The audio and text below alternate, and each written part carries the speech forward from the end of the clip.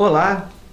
Hoje aqui nos estúdios da TV Lafayette nós estamos no Café com Prosa com o Dr. Fábio Teixeira, médico, pós-graduado em saúde pública, 31 anos, um jovem médico de Lafayette e que atende no PSF do bairro da Cachoeira. Obrigado, Fábio, por você ter atendido ao nosso convite, ao nosso chamado, para tirar as dúvidas, que permeiam a cabeça dos nossos telespectadores e a nossa também.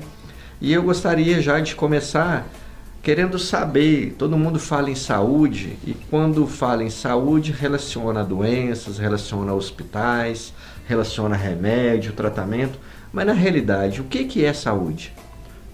Boa tarde telespectador.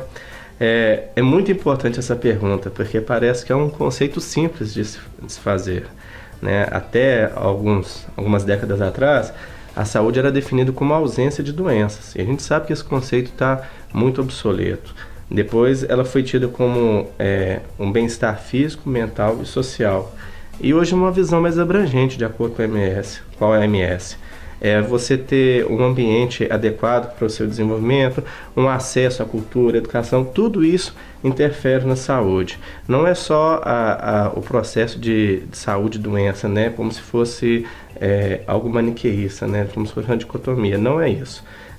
Você ter uma visão holística do paciente e tentar de todas as formas atender ele através de uma rede que tem no município, de forma que ele possa viver a vida de maneira plena. Que é isso que a gente busca hoje. Quando a gente vai em algum órgão da saúde, a gente sempre escuta falar em atenção primária. Na realidade, o que é esse termo atenção primária? Então, a atenção primária é o cuidado básico de saúde que o paciente vai ter. Ele é uma forma do paciente entrar em contato com os demais serviços prestados pelo SUS, né, o Sistema Único de Saúde. Então, a atenção primária compreende ao PSF, né, as unidades básicas de saúde. E ela é ligada a uma rede onde tem a atenção secundária e a terciária, que são os atendimentos mais complexos. E é muito importante o paciente estar inserido nesse contexto, né, e entender como que funciona esse processo para que ele possa usufruir adequadamente desse sistema.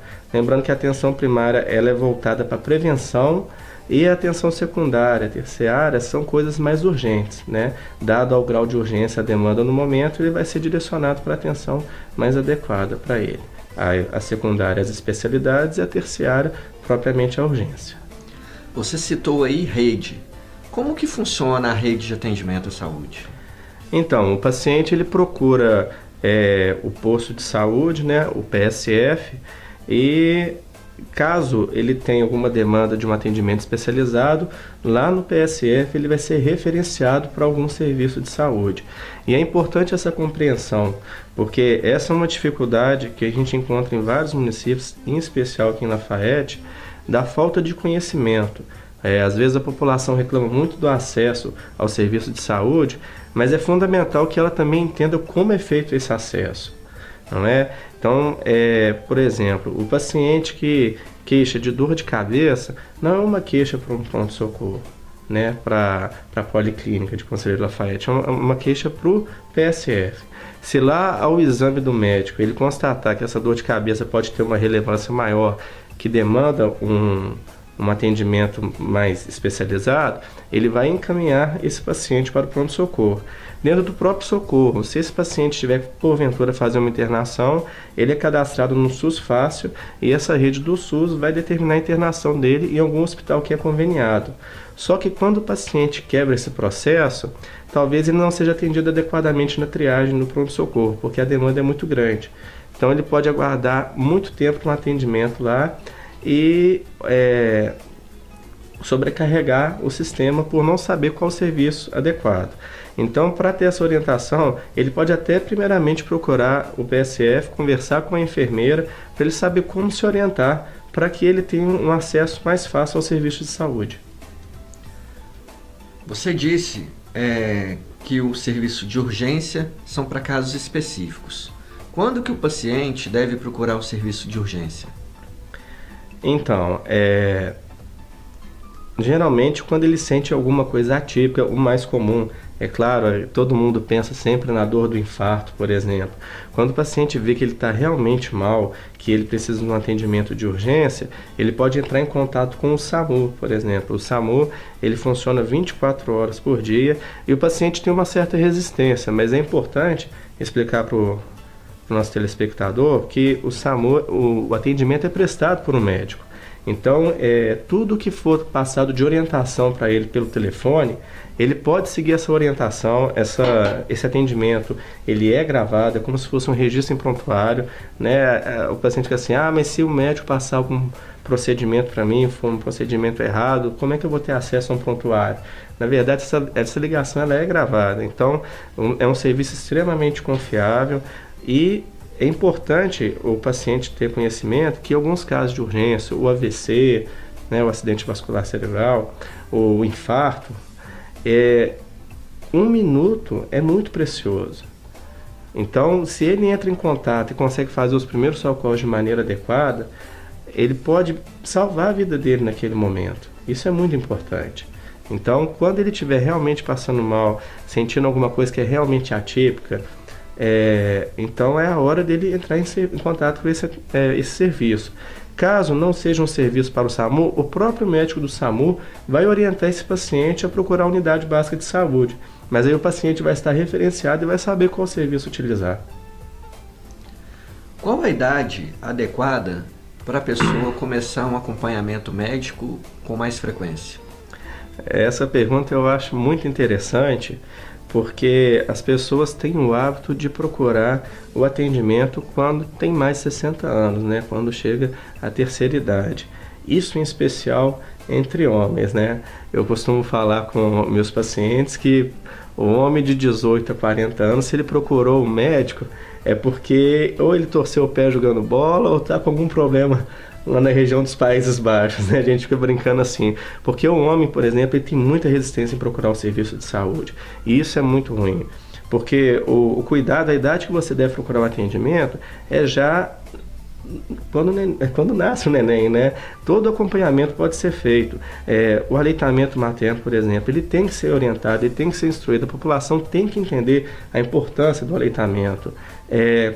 A gente já tem pesquisas que comprovam que as crianças que amamentaram exclusivamente 6 meses e teve uma amamentação compartilhada com alimentação até 2 anos de idade, consegue reduzir o risco de obesidade, hipertensão, diabetes, são as doenças mais prevalentes em países desenvolvidos e países em desenvolvimento.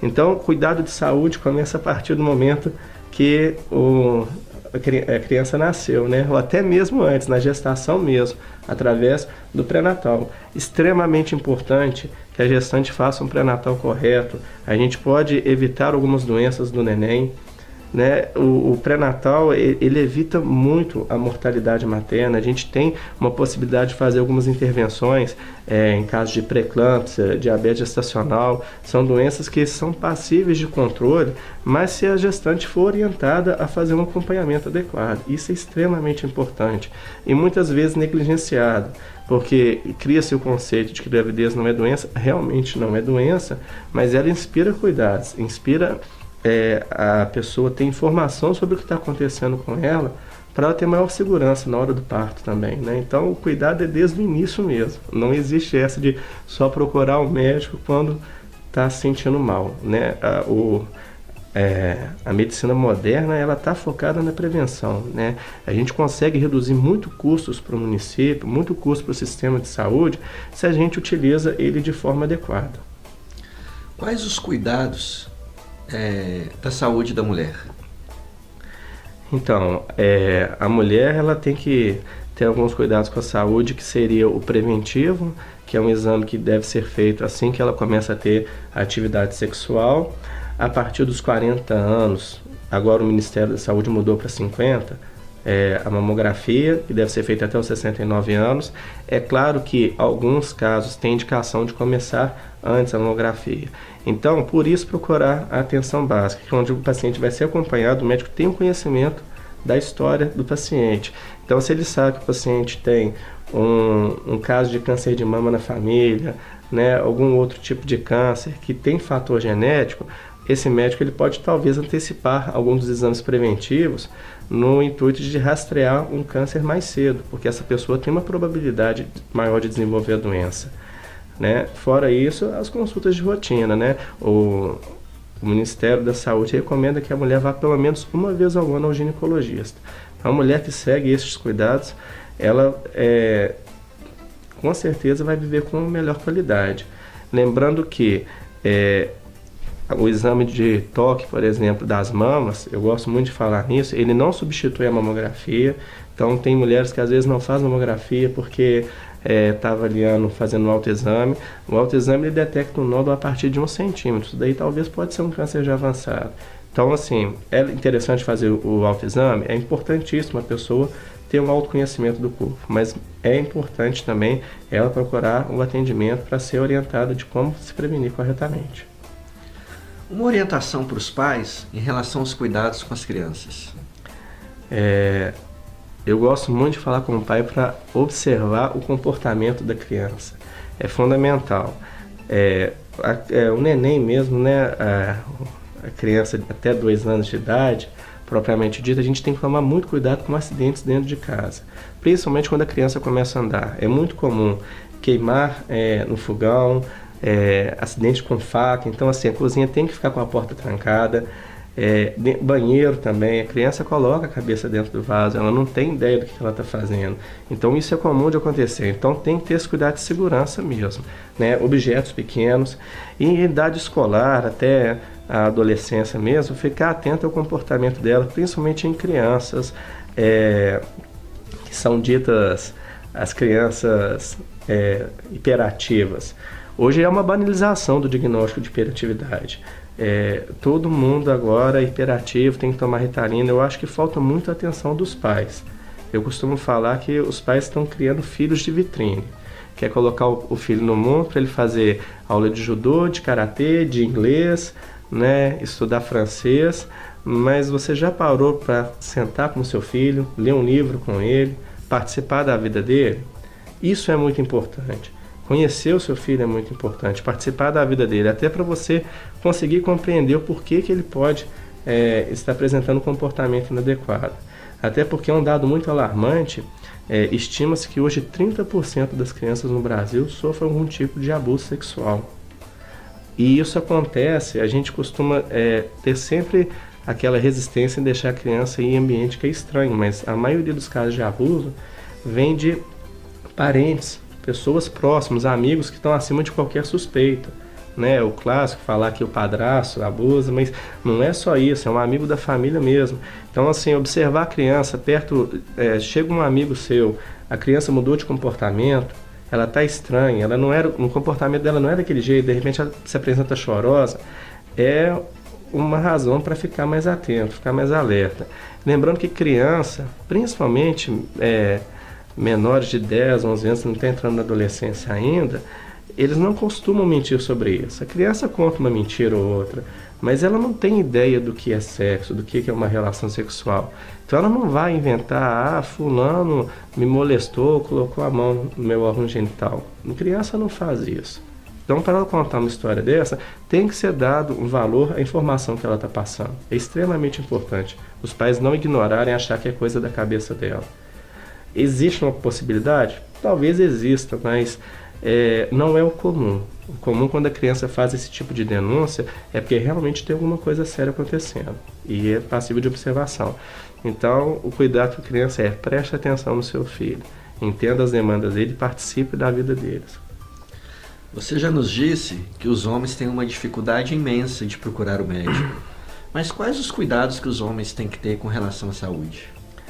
Então, o exame mais comum, né, que a gente faz no homem periodicamente é o exame da próstata, né? Um dos tipos de câncer mais comum, se não me falha a memória, é o 3º tipo de câncer mais comum no homem, não, no Brasil. E é um câncer relativamente simples de tratar, né? A taxa de cura, se descoberta no início, é muito alta. Só que o homem tem muita resistência a fazer o exame de toque, acha que vai colocar a sexualidade dele em dúvida, e não é nada disso. É um exame simples de fazer, não dura 10 segundos o exame, e tem também, claro, o exame de sangue. E aí alguns costumam se apoiar nisso, falar assim, então eu fiz o exame de sangue e deu ok, eu não preciso levar a dedada naquele lugar. Na verdade, um exame complementa o outro, então fazer um não anula a necessidade do outro. Então esse preconceito tem que acabar. Muitas vidas poderiam ser salvas se não existisse esse tipo de preconceito.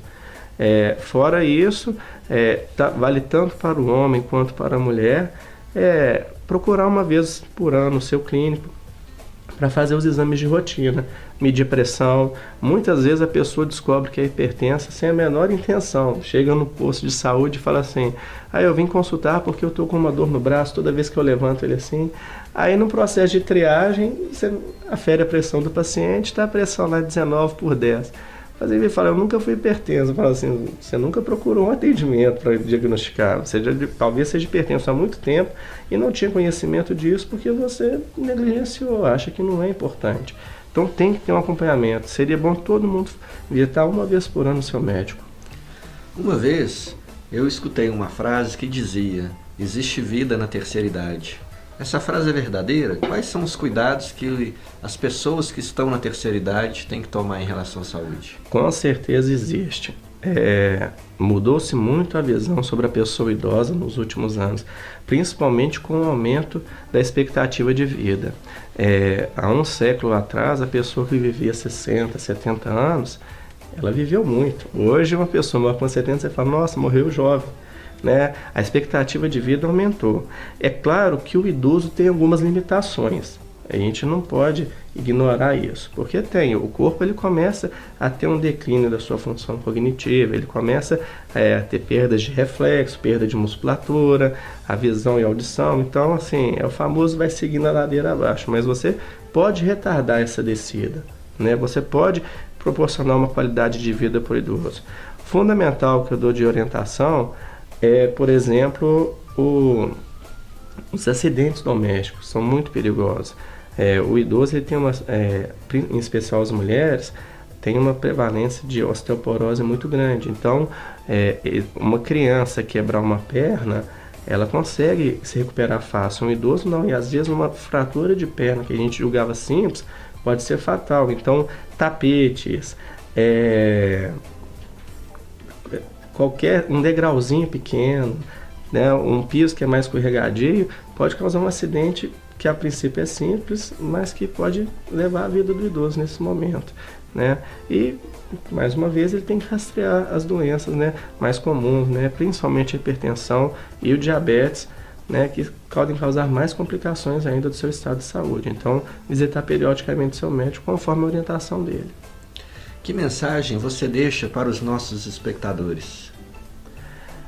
Viver de maneira plena, buscar conhecer a sua saúde e não ter medo de tirar as suas dúvidas. Quebre os preconceitos que você tem, procure um médico, esclareça as suas dúvidas e vocês vão ver que você pode viver muito e bem, com uma qualidade de vida satisfatória. A vida não acaba aos 40 anos, aos 50 anos. Ela pode ser reinventada e muito bem aproveitada. Gostaria de agradecer, Fábio, por ter aceitado o convite. Eu que agradeço. Por essa entrevista esclarecedora sobre saúde. Tenho certeza que tirou a dúvida de muitos telespectadores, tirou a nossa dúvida também. Muito obrigado. Parabéns pelo seu trabalho, parabéns pela sua carreira, que a gente deseja sucesso nessa carreira que já tem um tempinho, mas que está só no começo ainda.